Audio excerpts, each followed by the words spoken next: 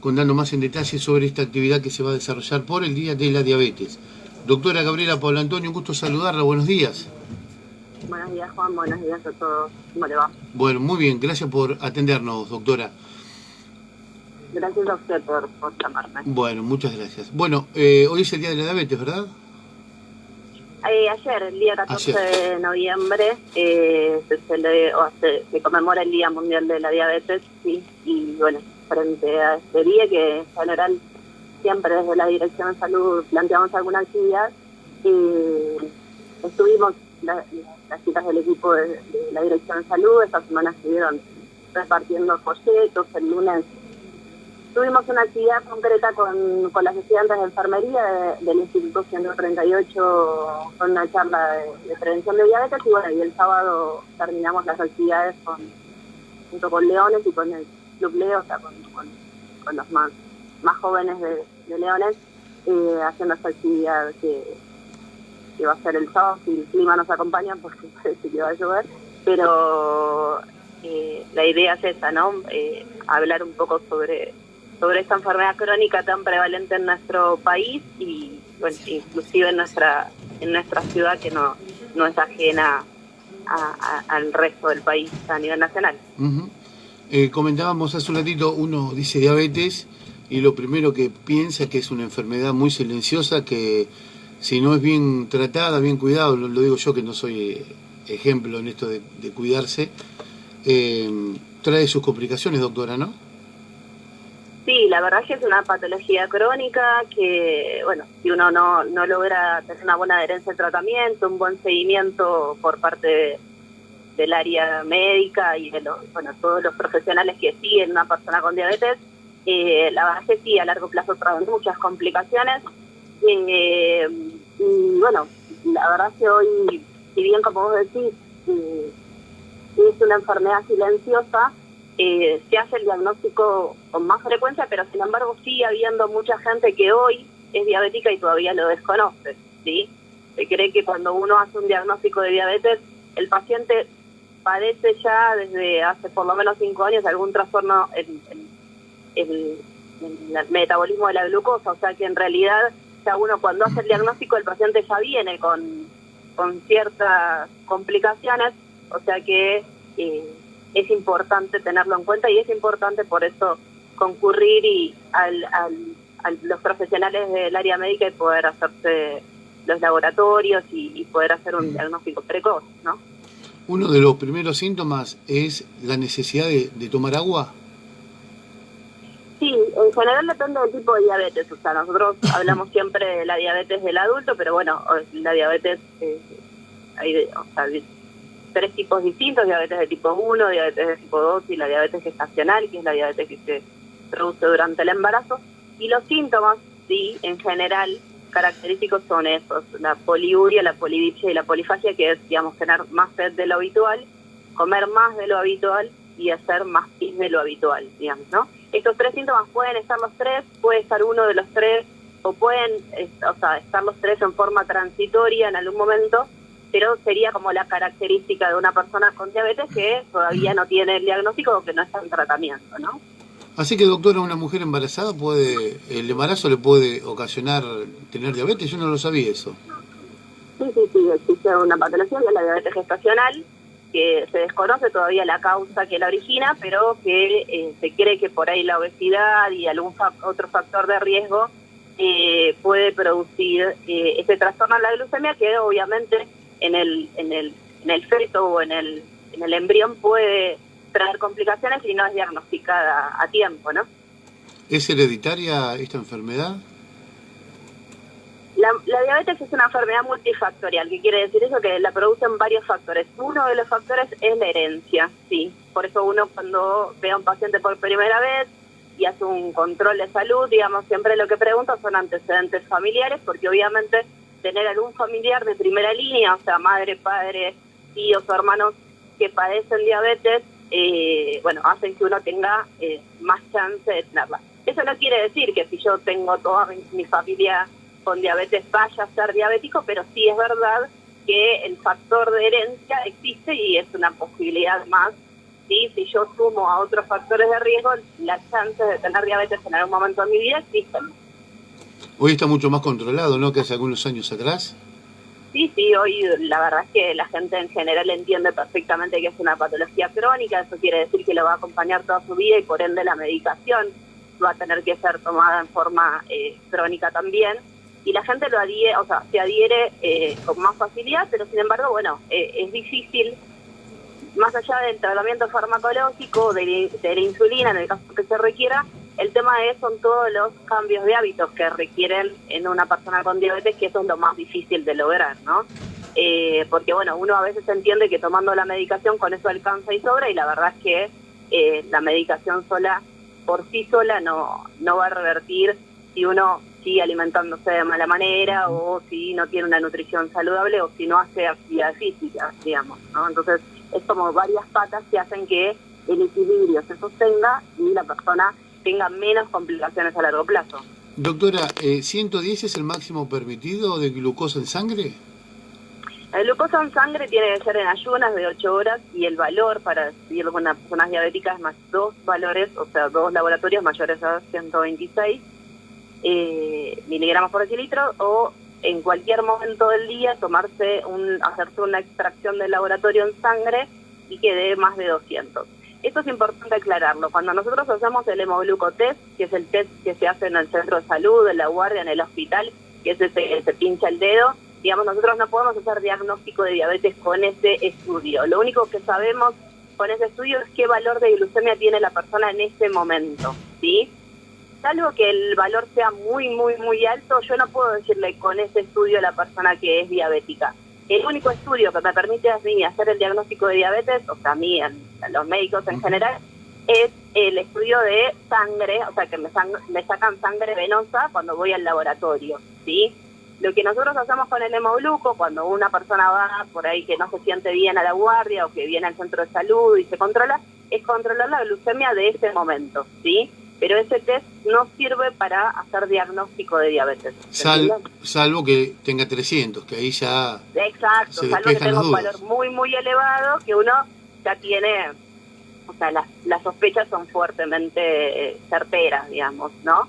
Pero si no, si un valor me da 230, y puede ser que haya comido algo que hace que, o sea, mi glucemia esté elevada, pero eso no significa que con ese valor en el hemoglucotest se le pueda decir a un paciente que es diabético. De todos modos, le tengo que pedir un laboratorio en sangre para confirmarlo.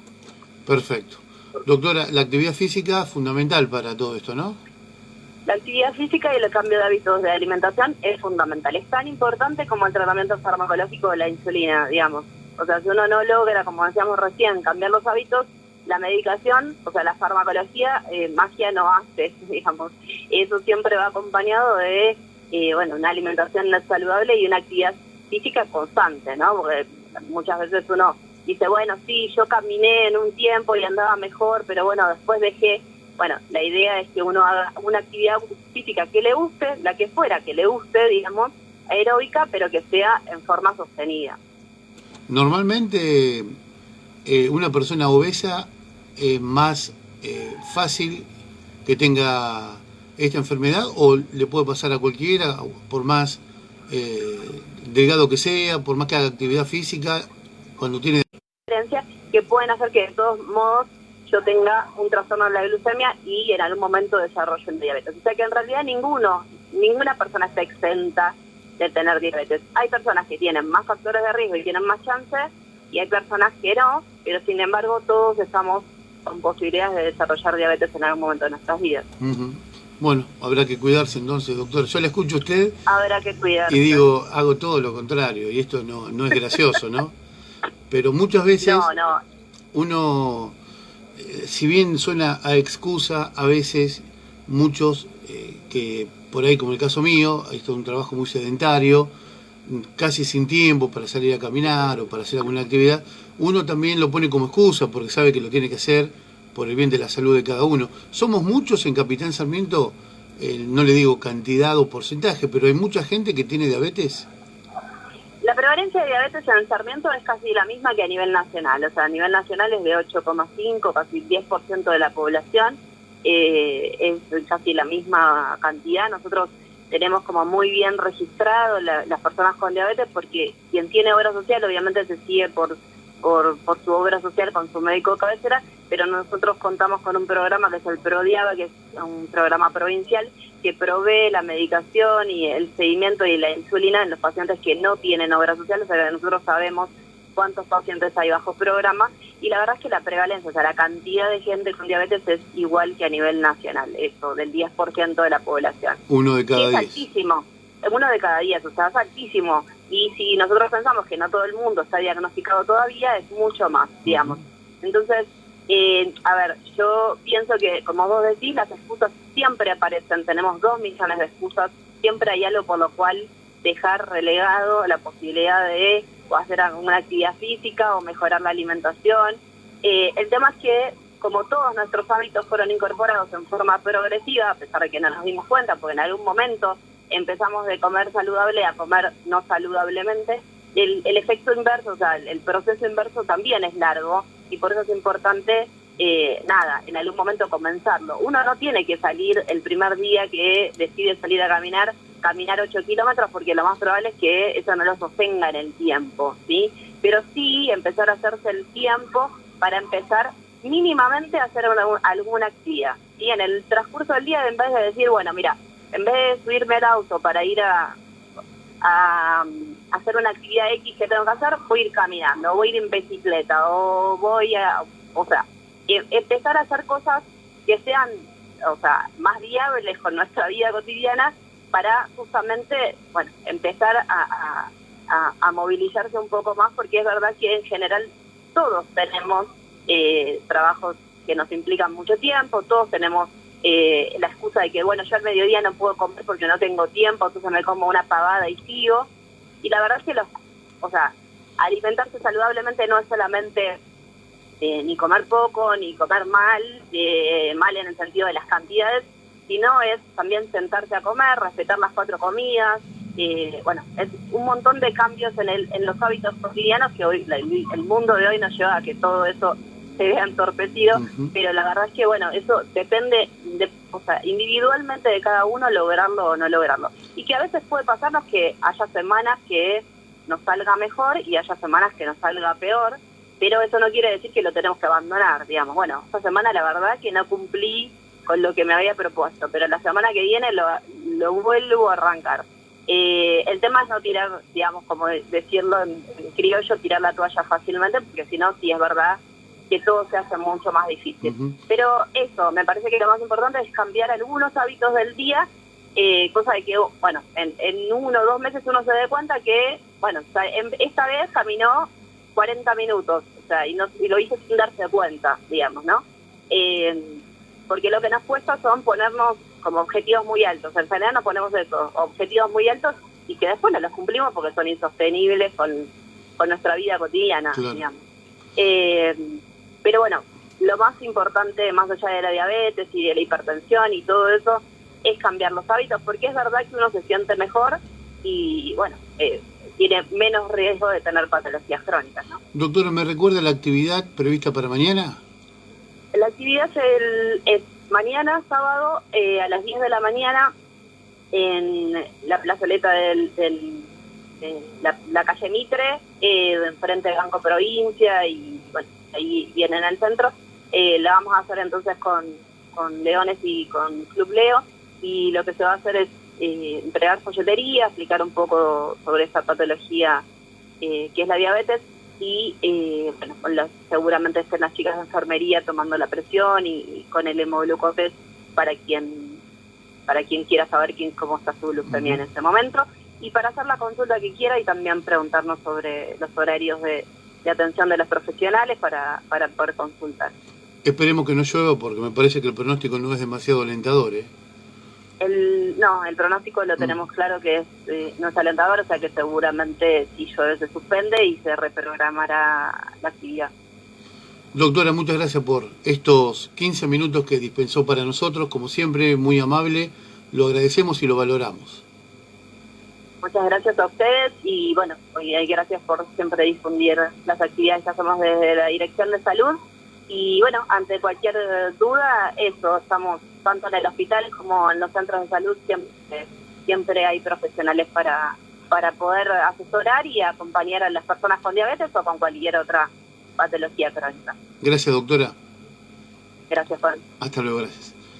Así conversábamos, amigos, con la doctora Gabriela Paola Antonio, directora de salud, sobre este tema de la diabetes. Ayer fue el Día Internacional de la Diabetes y bueno, la doctora nos contó cuál es la actividad que están haciendo, que todavía no ha finalizado, como decía recién, ya que mañana sábado, si el tiempo lo permite, da en lluvia, esperemos que lo permita, hay actividad aquí en el centro de nuestra ciudad. La doctora Gabriela Paola Antonio, directora de salud en CS Hoy 24 Multimedia.